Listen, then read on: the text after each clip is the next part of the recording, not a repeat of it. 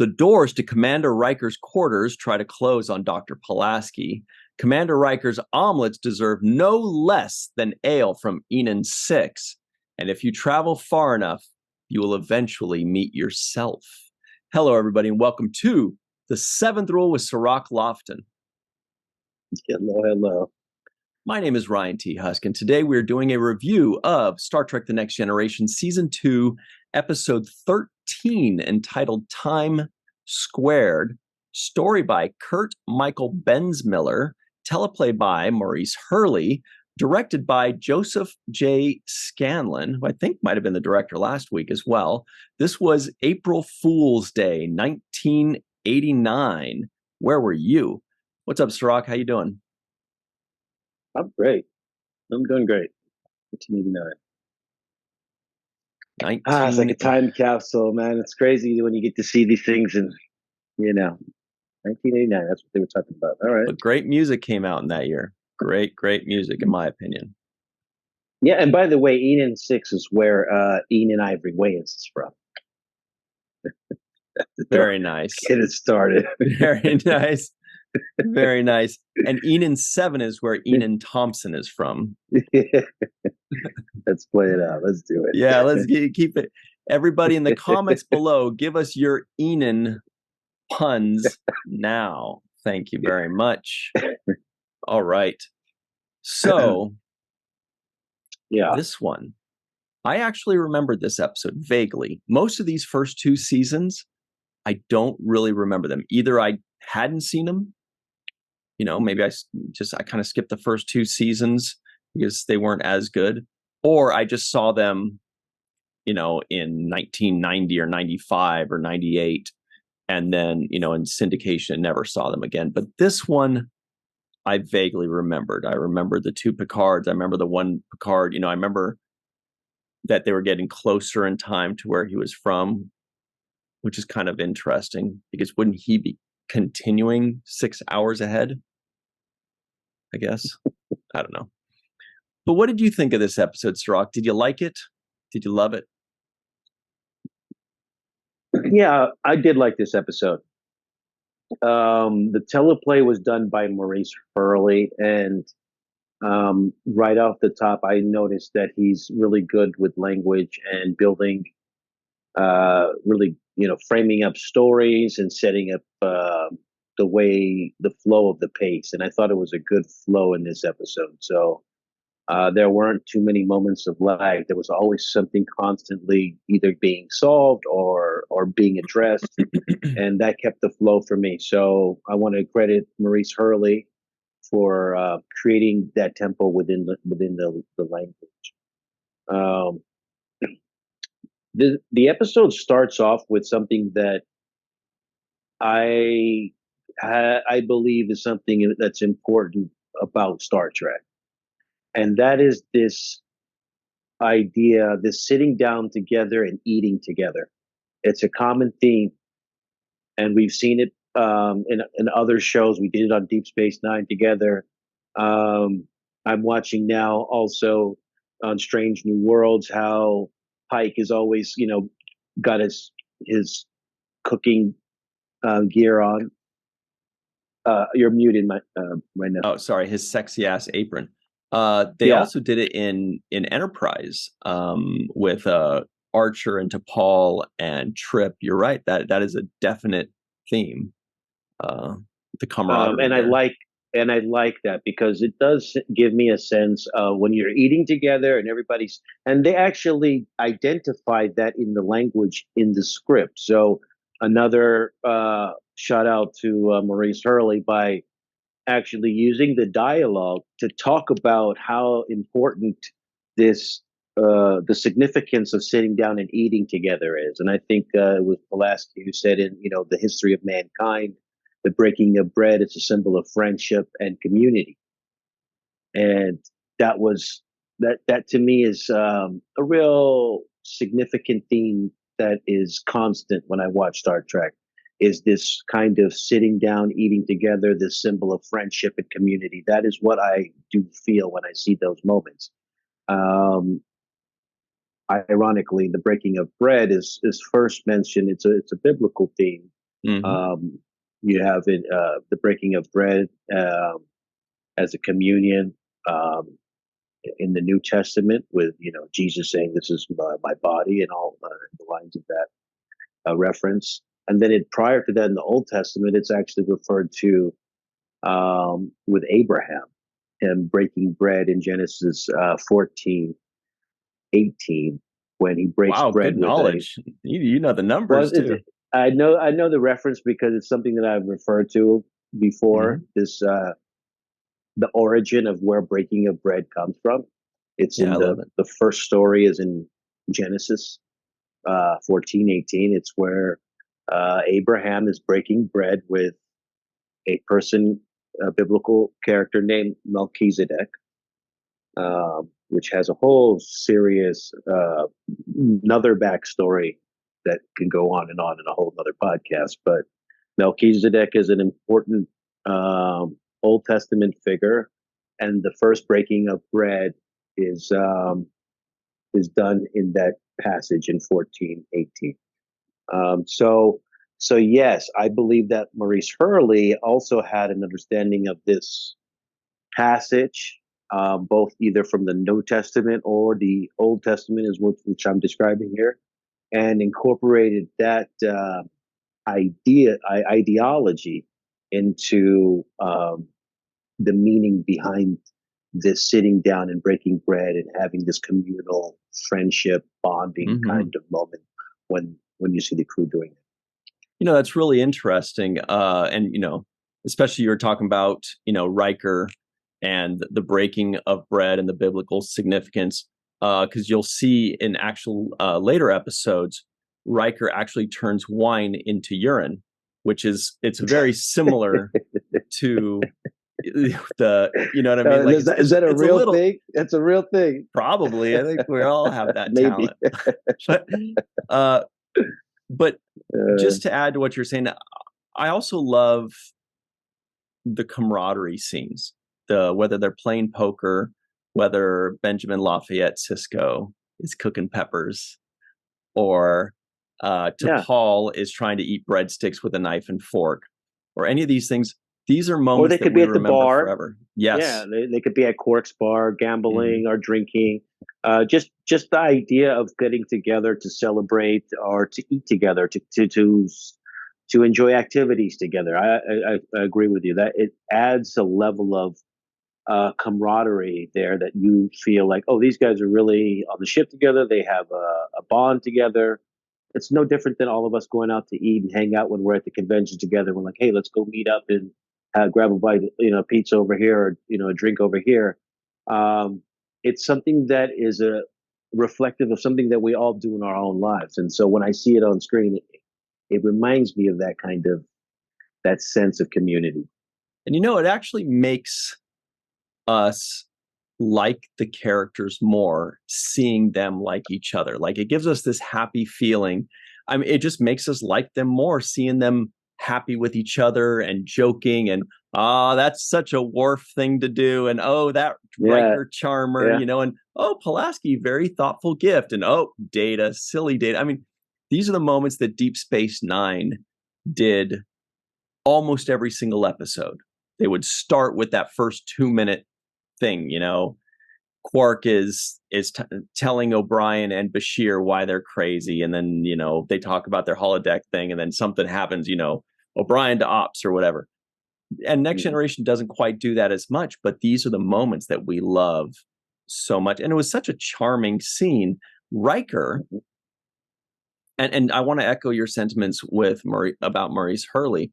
Personally, I thought this was one of the most sophisticated and mature scripts that we have seen out of the first 38.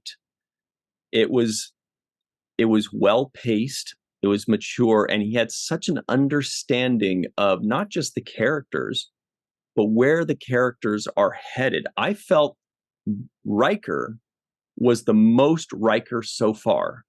This was this was the first episode that felt like a later season episode. The way Riker is giving Picard advice, Mhm. almost like on a personal level. Picard is entrusting, his innermost thoughts with Riker. Deanna Troi is going everywhere the captain's going because she's needed. She's important. Everybody has their role. Worf is being funny. Riker's being charming. It felt like a later season episode, and it felt like they were all much more. The way Riker said "Owan eggs" when they said, "What kind of eggs are these?" And he went, "Owan." Like, he just said it so funny and weird. I'm like, there's no need for that, but it gives us a little taste of his eccentric personality. So Mhm. I was And surprised how much I also enjoyed those this. and those reactions at that dinner table or the dining table were indicative of each character's, right? It Yeah. was LaForge starts choking when he eats it right away. Like, he hates it. He's like, "This is garbage. This ain't no soul food. This ain't Sisko's Creole kitchen." Is as So far he's Alaska is as far from Louisiana as you can be. yeah, he started choking it up like, whoa, whoa, whoa. And then Worf, obviously, as he's eating it up, everybody's all eyes on him. So I like the cutaways where Data's kind of soaking it up. He's like, so Data's taking in the information, right? So that's his character. It's like, okay, so he thinks it's bad. He likes it a lot. Mm-hmm. And so, and Worf just goes, like those kinds. delicious. Exactly. Data's face gives me an example of who he is personality wise. Pulaski's over there, look like rolling her eyes, and of course Riker is enjoying how bad everybody, how bad it is essentially. So there's a lot of playfulness there that I think really sets up this episode, and then it goes right into Mystery. science fiction, real Mm-hmm. science fiction, which is this is what I want to see. There was no B plot, and it totally didn't need it. Like, there was a mystery, and we took Mm-hmm. it step by step. The scoring was terrific. There was like this thumping It scoring. was terrific. I noticed the scoring myself. I wrote down music adds a nice gravity to the moments. Yeah. It just accentuated the moments in a very good way. It gave the tension. It gave us the kind of eeriness where there was an eerie feeling, like I don't know really what's going to happen. Um, a really good pace, and they captured the essence of really good science fiction for me, which is what I used to love about Twilight Zone. Yeah. This mystery. There was this mystery where I couldn't solve the puzzle.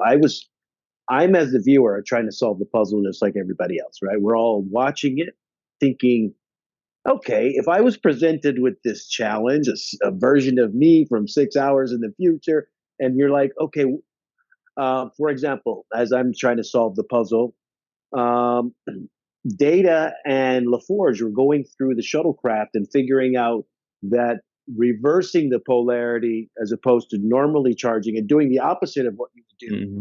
was causing it to work, right? That's how they were able to get the power back to the shuttle. So I thought that same logic would work to solving this dilemma. Doing the opposite of whatever you think you should do, Mm-hmm.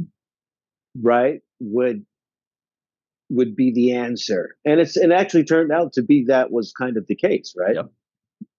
The opposite is to run away from as opposed to run towards, right? Yeah. Through. If it's Mm-hmm. pulling you, just barrel through it. Right. With minimal damage, by the way. I thought that it was going to be torn apart, and it was going to be dragged out, and it was going to be like a stay course, we're losing antimatter cohesion and all. But no, they just power through. They're like, all decks are fine, no casualties. See you next Yeah. week, everybody. And it was great. It was great, and that was the kind of because there was a mystery there where you weren't sure what was going to happen. You weren't sure how it was going to play out. There's two Picards. How obviously going to get rid of one of these Picards, you know, and how are they going to go about doing that was the real question.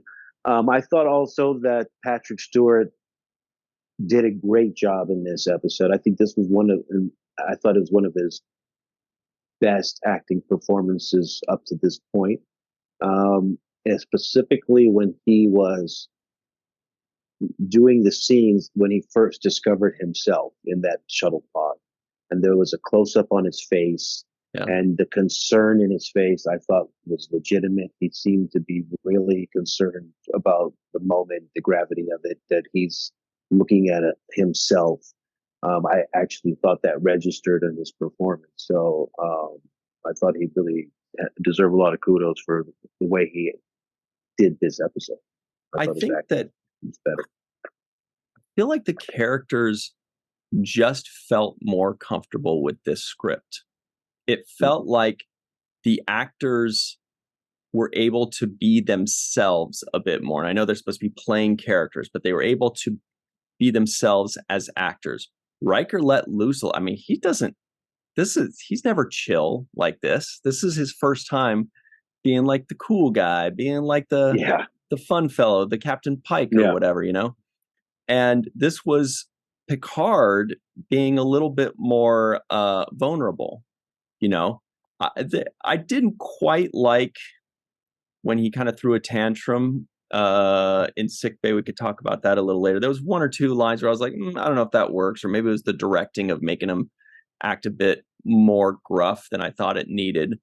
But in general, he just felt more comfortable with this because it was more of a personal thing. There wasn't a ton of techno babble. There was some, but it was more just about solving a mystery and trying to understand this person. Then there's a moral dilemma. They just all felt so much more comfortable. Pulaski, Diana Muldaur was more mhm. comfortable. She was compassionate. She was stern when she needed to be. Uh, there was one point I that mean, was a she little tells weird, Troy that she's gonna like take away the captain's right? authority, And and I believed her. she was fun in the opening scene. You Mhm. know, it was the first time I noticed. I was like, wow, she's got beautiful eyes, because they did some close-ups on her big blue beautiful eyes, and she had her moments to shine in this episode. So here's a something I had heard that this was a quote very boring episode. And I was very so I was prepared for the worst. I was very happy. Yeah. I was like, I'm perfectly fine with this episode. I'm perfectly entertained and comfortable. I'm focused. I'm sitting with it bit by bit. I was very happy with this. I thought it was a great one. Yeah. Um, I didn't know what to expect going into it. I didn't know what we're gonna get. Times squared is all I had as the kind of basic reference point. So I did feel like it was going to be obviously a time related issue, time travel or some time anomaly. So that was the basic, clue that I had going in. But past that point, I thought the pace was good. I thought starting off with the opening scene with them kind of having their, crew moment of hanging out together and, joking around, and then it going into something serious about a shuttlecraft that had one humanoid life form aboard. I thought, okay, that's great. Then they cut to the craft itself kind of stumbling and floating, which I'm not sure was redone or not by the guys that redid a lot of the graphics. It kind of seemed basic and almost like the time period. So but I did like it. I thought it was basic but still cool because it was kind of tumbling and out of control. And I, did my little picture. So it was one of my moments where I'm like, oh, let me do my little shuttlecraft picture. So there it is. But and so yeah, I thought there were moments where everybody had a function to play that fit well together. Troy was probably used the best this was almost the best use of her character. Like, her being able to connect with the Picard that was in from the future, um, and having that kind of connection was able to you know make use of her Betazoid skills. I thought to the best use. I liked that people were out in different places. Like for example, when they called LaForge over, and you see that he's in the engineering. He's got the warp core behind him, so they're like, LaForge, we need you right now. And then Data, come over here. There was a lot of movement in that kind of way where people were constantly. O'Brien was being called over. O'Brien, come over here. There was a constant movement, in my opinion, of the way script moved. And they all had their roles too, which is so great to see. They're all being used, and a couple things that you brought up there I wanted to jump on as well. I loved that shuttlecraft, looked so cool. So, and the shuttle bay looked amazing. I was like, what a great set for 1989.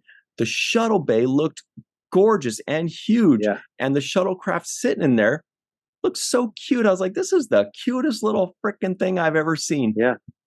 Absolutely loved it. Great job, art department. Great job on that shuttle bay. Mm-hmm. But also to jump on about Troy, this is the way she should be used. She should be right at the captain's side, giving him advice, telling him when he's wrong, using her special powers to give us, as in the Federation or the Enterprise, a leg up on the competition or on the mystery, helping us out. I mean, this is the way to use that character. Very valuable, very needed, side by side with the captain. That was a great use of her character. And here's hoping they do more of that. And they also gave people assignments, like, so Data and LaForge were working on getting the data from the shuttle pod downloaded, right? So that was an assignment they were already working on. You saw Riker taking charge in other aspects while Picard was, everybody felt like they were, the doctor was being used as the doctor, the counselor was being used as the counselor. The only thing I really, now that I'm thinking about it, I didn't see Will. I know. I just thought of that too. No Wes. Wes. Was Crusher in this? No Wes. No Wes. Okay. No Wes. Yeah, but there was a great pace to it. Yeah. Yeah. Troy was almost more of an advisor than counselor. Yes, she's counseling him, but to have her limited as basically the ship's therapist, that's a very valuable job. But it's not a valuable job in the context of the stories that this show has. On a science fiction show, a therapist isn't going to have a big role.